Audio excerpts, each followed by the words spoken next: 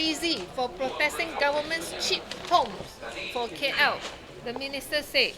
Okay, and also this one come out in the Chinese paper, 星期做事情是有点疯。今天的星洲啊，做事情有点疯，因为反对政府建这个廉价屋。This is what appeared in the media, and also I juga lihat dalam media yang online media lain yang kata saya agak gila kerana membantah yang usaha kerajaan untuk buat apa rumah WIP, rumah murah untuk rakyat. Dan juga ada juga di utusan Malaysia dan juga beberapa media sosial yang tuduh saya pergi kacau, pergi ganggu majlis perkahwinan yang berlangsung di bangunan UMNO Seputih. Ini yang kita baca. Saya nak jawab. Saya mula dengan yang apa isu, apakah yang sidang apa yang saya buat pada hari Sabtu bersama dengan beberapa persatuan penduduk di Taman Danau Desa dan Taman Desa dan sebagainya. Sebenarnya apa yang kita nak membantah hari itu ialah ini adalah kawasan Taman Desa yang pejabat UMNO Seputih adalah CC. CC means Community Centre. And also satu public facility dekat sini. Ini adalah padang bola. Kami ada sidang abad di padang bola sini, bukan di depan pintu masuk yang pusat UMNO Seputih ini. Kami membantah waktu itu yang tempat ini sebagai white colour. Supposed to be community centre or public facility. Sekarang yang pihak DBKL telah luluskan satu projek apartment macam ni. Dibuat di pusat Himas Seputih.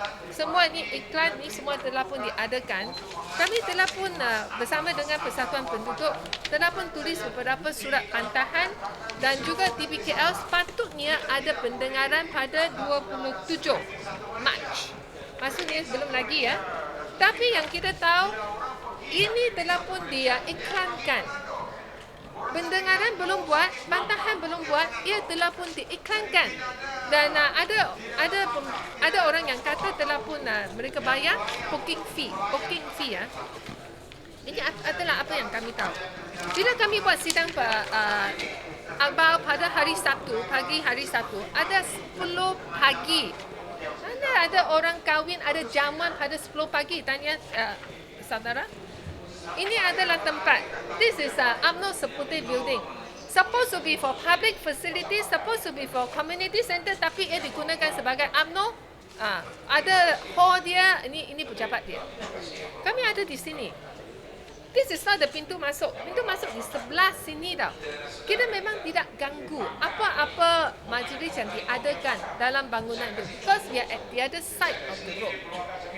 Tapi lepas itu, bila kami adakan sidang abah, seorang lelaki yang baju biru keluar ganggu sidang abah saya. Itu sebab kamu lihat di Kini TV ya, yang semua ini telah pun rekod.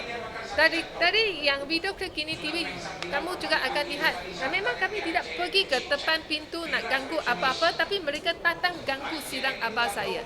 Sebenarnya kami bukan nak ganggu apa-apa majlis yang berlangsung di situ. Kami membantah. This is low rise. Okeylah, kalau nak ini gunakan sebagai pejabat UMNO Seputih dah lama lah. Saya tutup sebelah mata biar dia. Tapi tiba-tiba ia jadi satu high rise 34 tingkat tau. So, the whole place will be jammed. Rumah WIP kena letak kereta, tempat itu tak ada LRT station. Semua ni akan jadi masalah. Dan kami sebenarnya juga nak menyampaikan pantahan kami terhadap apa yang saya tunjukkan yang where is it?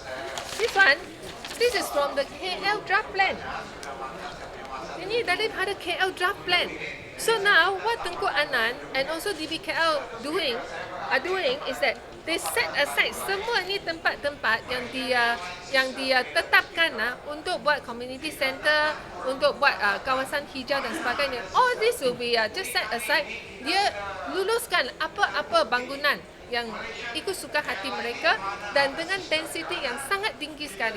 So inilah sebab kita buat pantahan. Yang pantahan ni dibuat bukan pantahan. Ini sebab saya buat sidang abah ini secara aman sehingga mereka keluar datang kacau saya. So this is a real issue. I don't want to come to this kind of standard, Teresa got crazy for protesting. I don't care what you are building. You are building such a high density 34 floors. 34 tingkat yang bangunan itu. Macam mana yang keadaan Taman Desa itu boleh cope with this kind of volume of traffic come in?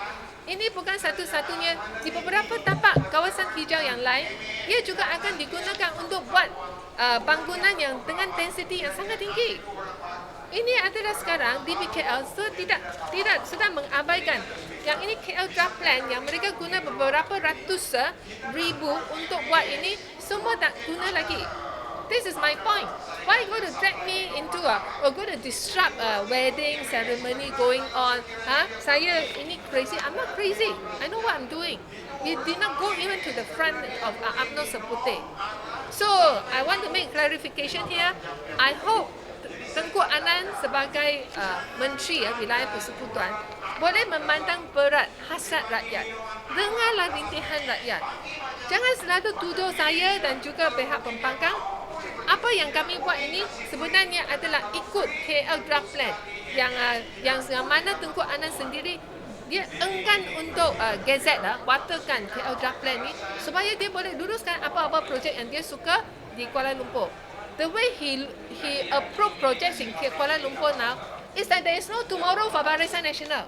There is no tomorrow for UMNO. That's why he is just approve whatever project that come to him. And this one upset, Kuala Lumpur people so much because traffic jam become more and more serious now. And there is no public transport, not enough public transport to take us to our workplace, to school and so on. He is going to make Kuala Lumpur a mad place. And this is what we don't want. As a wakil rakyat, as a ahli parlimen, saya mesti yang perjuangkan yang hak dan juga kepentingan penduduk di Kuala Lumpur. Itu sebab saya buat bising yang tentang projek kondominium yang akan didirikan di public facility land ini. Okay, any issue? Setuju kan? Thank you.